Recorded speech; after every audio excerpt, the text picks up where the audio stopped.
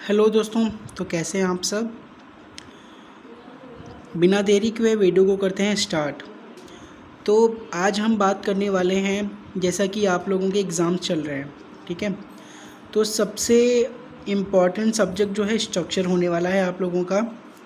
इस सब्जेक्ट में सबसे ज़्यादा लोगों को कन्फ्यूजन्स रहते हैं कि स्ट्रक्चर ए में कौन से टॉपिक्स से मतलब क्वेश्चन सबसे ज़्यादा पूछे जाते हैं, ठीक है। तो आप लोगों को मैं स्ट्रक्चर ए से जो भी क्वेश्चन सबसे ज़्यादा इम्पॉर्टेंट होते हैं, कौन से यूनिट से सबसे ज़्यादा क्वेश्चन पूछे जाते हैं, इन सब के बारे में बताऊंगा, ठीक है। तो इस वीडियो को पूरे ध्यान से पूरा वीडियो देखिएगा, और इस वीडियो में आपको लास्ट में ये भी बताऊंगा कि स्ट्रक्चर ए के पेपर का पैटर्न होता कैसा है, कैसे पूछा जाता है, ठीक है। तो पूरा वीडियो लास्ट तक देखना, ठीक है। अगर आपको कोई चीज़ समझ में नहीं आती है तो वीडियो के कमेंट सेक्शन के बॉक्स में जाइएगा और अच्छा सा कमेंट करिएगा जो भी आपको समझ में ना आया हो, ठीक है। तो बिना देरी के वीडियो को करते हैं स्टार्ट। तो सबसे पहले तो आपको स्ट्रक्चर ए के सिलेबस के बारे में पता होना चाहिए कि स्ट्रक्चर ए में जो है वो सिलेबस पूछता क्या क्या है, ठीक है। जब आपको सिलेबस के बारे में ही जानकारी नहीं होगी कि तब आपको दिक्कत आएगी, ठीक है। तो सबसे पहले हम बात करने वाले हैं उसके फर्स्ट यूनिट के बारे में। इसमें टोटल 6 यूनिट हैं। 6 यूनिट में आप कौन कौन यूनिट आपकी सबसे इम्पॉर्टेंट रहती है उसके बारे में बात करेंगे, ठीक है। तो हर एक यूनिट में दिया तो बहुत कुछ है, लेकिन हर एक यूनिट में क्या क्या पढ़ना है, कैसे पढ़ना है, ये मैं आपको बताऊंगा, ठीक है। तो सबसे पहली यूनिट है bending moment and shear force. इसके नोट्स वगैरह जो हैं टेलीग्राम चैनल पे पड़े हुए हैं, वहाँ से जाके आप डाउनलोड कर सकते हैं, उसके बारे में पढ़ सकते हैं, ठीक है। तो पहले यूनिट जो है वो bending moment and shear force है, ठीक। बहुत सारे बच्चों ने अगर पढ़ लिया होगा तो बेंडिंग मोमेंट और शियर फोर्स इनके बारे में उनको पता चल गया होगा, ठीक है। तो बेंडिंग मोमेंट जो है वो कॉलम और बीम, मोस्टली बीम पे अप्लाई होता है, जैसा कि आपने अगर पढ़ा होगा तो bending moment and shear force जो इसकी यूनिट है, इसमें आपको पढ़ना है टाइप ऑफ बीम, कितनी प्रकार की बीम होती हैं, मतलब धरन कितने प्रकार की होती है। टाइप ऑफ सपोर्ट मतलब कि जो अगर कोई बीम यहाँ पे है तो वो उसका सपोर्ट क्या है, लटकी हुई है या फिर फिक्स है। हाँ, टाइप ऑफ सपोर्ट, इनके बारे में पढ़ लीजिएगा, इसके बारे में कभी कभी पूछ लेता है। टाइप ऑफ बीम तो आपसे पूछेगा ही पूछेगा, ठीक है। तो टाइप ऑफ सपोर्ट्स, उसके बाद टाइप ऑफ लोड, अगर ये बीम हमारी है तो इस पर कौन सा लोड लग रहा है, पॉइंट लोड लग रहा है, यूनिफॉर्मली डिस्ट्रीब्यूटेड लोड लग रहा है, कौन सा लोड इस पर लग रहा है। तो उसमें टाइप ऑफ लोड्स के बारे में अच्छे से पढ़ लीजिएगा आप लोग, ठीक है। उसके बाद concept of beam moment and shear force, ठीक है। बेंडिंग मोमेंट और शियर फोर्स का कॉन्सेप्ट है क्या, उसके बारे में आप इसको अच्छे से पढ़ लीजिएगा। उसके बाद bending moment and shear force diagram, ठीक है। जो भी अगर हम डिज़ाइन करते समय बेंडिंग मोमेंट और शियर फोर्स को पढ़ेंगे, अच्छे से उसको तैयार करेंगे, तो उसमें एक बेंडिंग मोमेंट डायग्राम बनता है, या फिर आपका स्ट्रेट हो सकता है, या फिर आपका जिगजैग पैटर्न में हो सकता है, ठीक, या फिर आपका कोई भी लाइन में हो सकता है, या फिर आपका कर्व में हो सकता है, ठीक है। तो इतने सारे आपके डायग्राम हैं, तो इनके बारे में अच्छे से पढ़ लीजिएगा। ये 101% आपकी न्यूमेरिकल्स में पूछा जाता है दोस्तों, ठीक है। तो आपको अच्छे से इसके बारे में पढ़ लेना है। उसके बाद फर्स्ट यूनिट यहाँ पे हमारी कंप्लीट होती है। उसके बाद हम बात करने वाले हैं सेकंड यूनिट जो है वो है बेंडिंग शियर स्ट्रेस, ठीक है। शियर फोर्स के बारे में आपने पढ़ा था, और शियर स्ट्रेसेस क्या होता है, जिन बच्चों ने इसका बेसिक्स क्लियर करा होगा उनको सबको पता होगा, अगर नहीं पता है तो आप लोग पढ़ लीजिए। तो इसमें सेकेंड यूनिट में डेरिवेशन एक है, MI बराबर F/Y बराबर E/R, ठीक है। इस डेरिवेशन को आप अच्छे से पढ़ लीजिएगा, ये हमेशा ऑप्शन में पूछा जाता है। मैं आपको लास्ट के वीडियो में बताऊंगा कि कैसे क्वेश्चंस पूछे जाते हैं, तो लास्ट तक वीडियो जरूर देखिएगा, ठीक है, कि स्ट्रक्चर ए के पेपर का पैटर्न होता क्या है। ओके, उसके बाद हमारा है concept of moment of area. Moment of area का कॉन्सेप्ट क्या है बेंडिंग और शियर स्ट्रेस के मामले में, उसको अच्छे से पढ़ लीजिएगा। उसके बाद एक थ्योरम है, theorem of parallel and perpendicular axes, theorem of parallel and perpendicular axes, और ये इक्वेशन, इसमें से एक इक्वेशन तो आपसे हमेशा पूछी जाती है, भले ही आपसे वो शॉर्ट टर्म में पूछ ली जाए या फिर डेरिवेशन में पूछ ली जाए, तो इसमें से आपको कोई एक तो अच्छे से पता ही होनी चाहिए, ठीक है, क्योंकि ये बेंडिंग एंड शियर स्ट्रेस जो है ये इम्पॉर्टेंट यूनिट हो जाती है आपके लिए। उसके बाद बात करेंगे second moment of area for section rectangle, triangle and circles. जो हमारे सेक्शंस होते हैं, आपने कभी देखा होगा आई सेक्शन होता है, इस तरीके से आप लोगों ने देखा होगा, ये आई सेक्शन, कुछ बड़ा कर दें, ये आई सेक्शन है। उसके बाद ये आपका टी सेक्शन हो गया, और ये आपका सर्किल वाला हो गया, ठीक, और या फिर आपका ट्रायंगल हो गया। ये इस टाइप के सेक्शंस होते हैं, आपने देखे होंगे। ब्रिज वगैरह में आपने आई सेक्शन भी देखा होगा, टी सेक्शन भी देखा होगा, और बीम के आधार पे आपने बहुत सारे पोल्स भी देखे होंगे। और ये आपके जो ब्रिज होता है, ब्रिज के ऊपर जो ट्रसेस बनती हैं ऐसे करके, उनमें आपने ये चीज़ देखी होगी। तो जितने भी हमारे टाइप ऑफ सेक्शंस हैं उनके बारे में अच्छे से पढ़ लीजिएगा कि किस तरीके से इन टाइप ऑफ सेक्शंस में मोमेंट ऑफ एरिया कैसे काम करती है, उसके बारे में अच्छे से पढ़ लीजिएगा। ये कभी कभी पूछ लेता है आपसे, ठीक है, लेकिन फोकस जो है आप इन दोनों पे अच्छे से करिएगा, ठीक है। उसके बाद बात करते हैं तीसरी यूनिट के बारे में। तीसरी यूनिट जो है वह है combined direct and bending stress. इसमें सेंट्रिक एंड असेंट्रिक लोड होता क्या है, सेंट्रिक एंड असेंट्रिक स्ट्रेसेस या फिर लोड क्या होता है, इसके बारे में अच्छे से पढ़ लीजिएगा। Effect of eccentric load on the section middle, on the section मतलब कि असेंट्रिक लोड का, अगर कोई भी असेंट्रिक लोड कैसा होता है, जैसे कि हमारा ये आपका कोई ऑब्जेक्ट है, ठीक है, और ये अगर सेंटर में पड़ रहा है तो ये सेंट्रिक लोड हो गया। और यहीं पे अगर इसी सेम सेक्शन को यूज़ करते समय हम इसको सेंटर पे ना करके अगर साइड में करा देते हैं, जो लोड अप्लाई हो रहा है वो असेंट्रिक होगा और ये हमारा सेंट्रिक होगा, ठीक है। तो हमारा इसमें effect of eccentric load on the section, मतलब असेंट्रिक लोड टाइप ऑफ जो हमने सेक्शन बताए हैं यहाँ पे, इनमें कैसे अप्लाई होगा, कैसे इसको डिज़ाइन करेंगे, इसके बारे में अच्छे से पढ़ लीजिएगा आप लोग, ठीक है।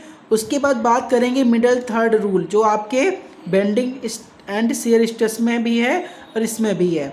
तो आप middle third rule bending and shear stress के बारे में अच्छे से पढ़ लीजिएगा, ठीक। और इसमें भी एक चीज़ यूज हो जाती है आपका short column and long column के बारे में, ठीक है, कि कंबाइंड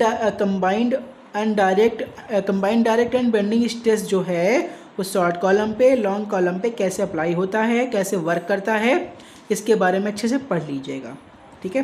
तो इस तरीके से हमारी तीसरी यूनिट कंप्लीट होती है। उसके बाद हम चौथी यूनिट पे आते हैं। इसके जो हमारी चौथी यूनिट है स्लोप्स एंड डिफ्लेक्शन, ये जो है सबसे इम्पॉर्टेंट यूनिट होने वाली है। एक तो यूनिट आपकी बेंडिंग एंड शियर स्ट्रेस होगी, दूसरी होगी स्लोप एंड डिफ्लेक्शन। दो यूनिट को मैं अच्छे मार्क दूंगा अगर क्वेश्चन पेपर में पूछा जाता है। तो स्लोप एंड डिफ्लेक्शन में इसकी डिफिनीशन अच्छे से पता होनी चाहिए कि स्लोप क्या होता है, डिफ्लेक्शन क्या होता है।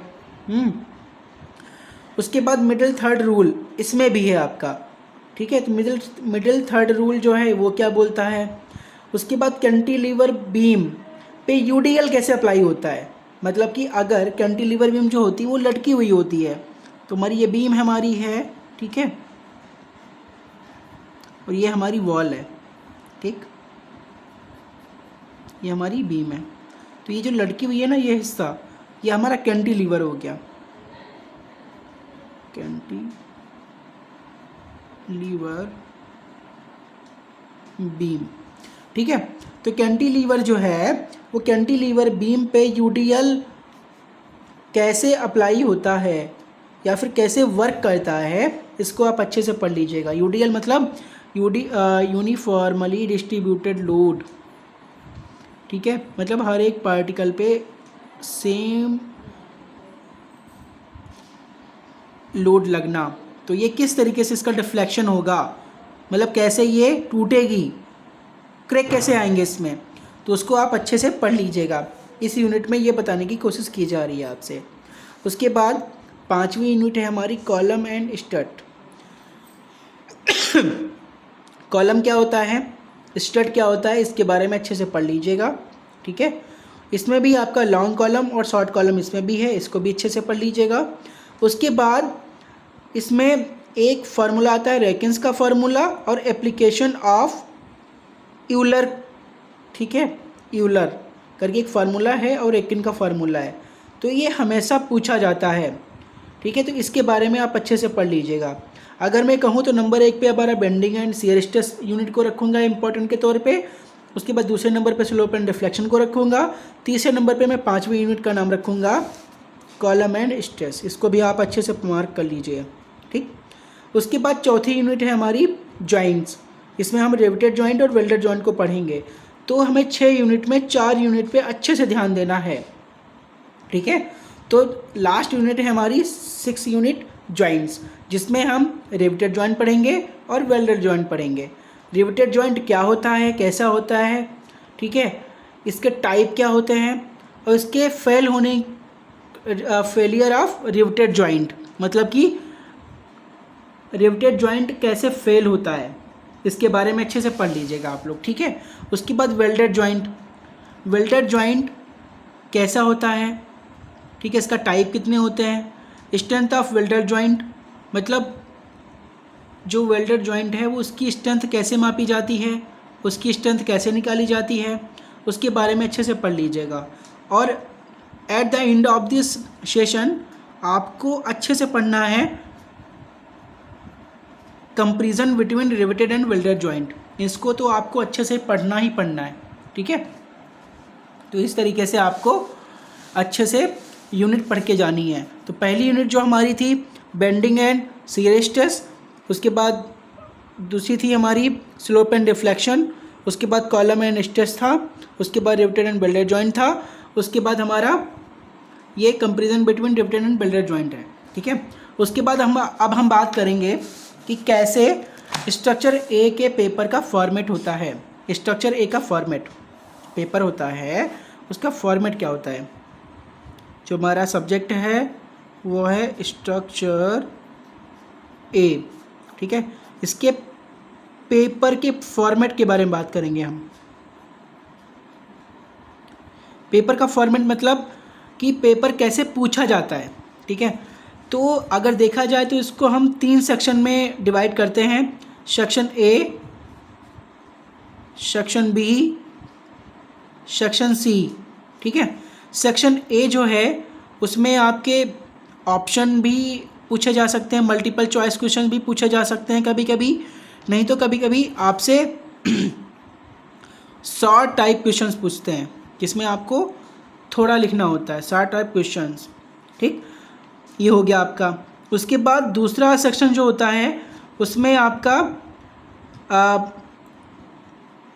कह सकते हो कि मिडल टाइप में, जिसमें आपके मिडल टाइप में, ठीक है, मिडल टाइप मतलब जिसमें से पूछ लेगा कि रिवेटेड, एग्जांपल के तौर पे सेक्शन बी में कैसे पूछा जाएगा।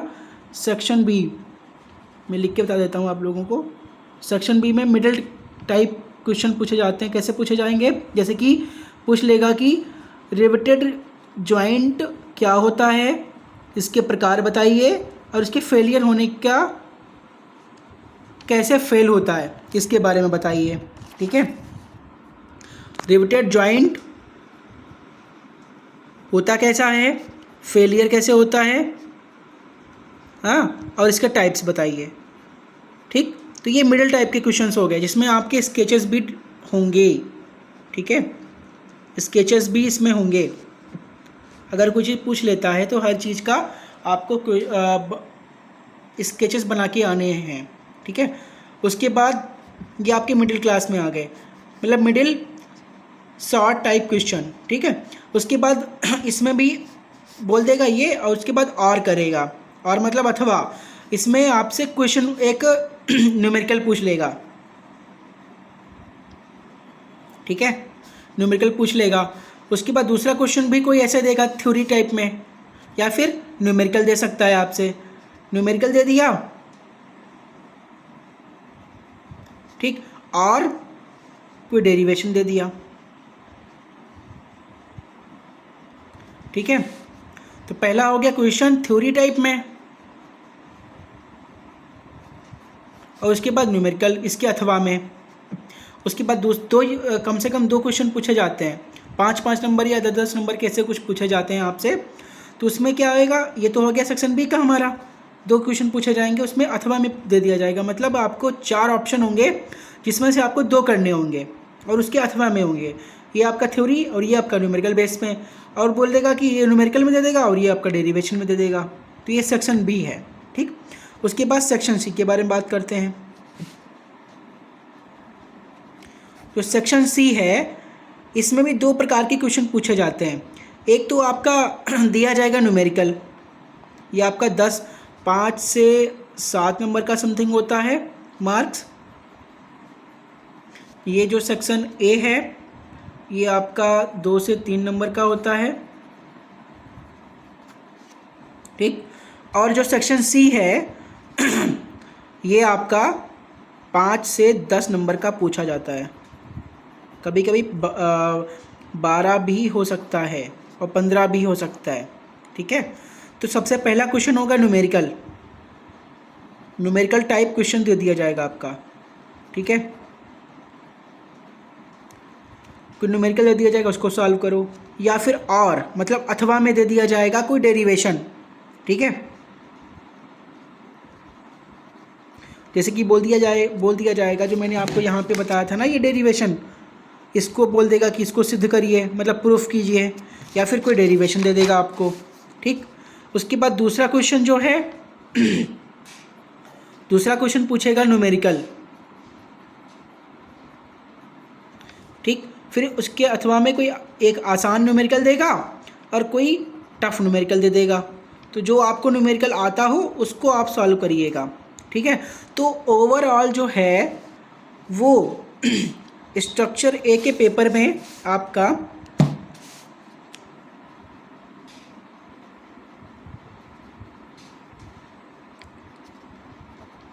आपका जो थ्योरी होती है वो 40 से 60% तक हो सकती है। ठीक, 40 से 60%, और आपका न्यूमेरिकल वो आपका हो सकता है 50 से 30%। थ्योरी सबसे ज़्यादा आती है। ठीक है, इसलिए दी जाती ताकि बच्चे पास हो सकें। ठीक है, 40 से 60 और 50 से 30, समझ गए। तो ये आपका स्ट्रक्चर ए का पेपर का पैटर्न होता है। ठीक है, तो दोस्तों आपके पास समय कम है, अच्छे से तैयारी करिए। ठीक है, और मिलते हैं नेक्स्ट वीडियो को लेकर। तो कैसा लगा वीडियो, लाइक और सब्सक्राइब कर लेना, और एक प्यारा सा कमेंट ज़रूर कर देना ताकि मुझे आपका फीडबैक मिलता रहे और उस तरीके से मैं आपके लिए नया नया कंटेंट लाता रहूँ। ठीक है, मिलते हैं नेक्स्ट वीडियो को लेकर, तब तक के लिए जय हिंद दोस्तों।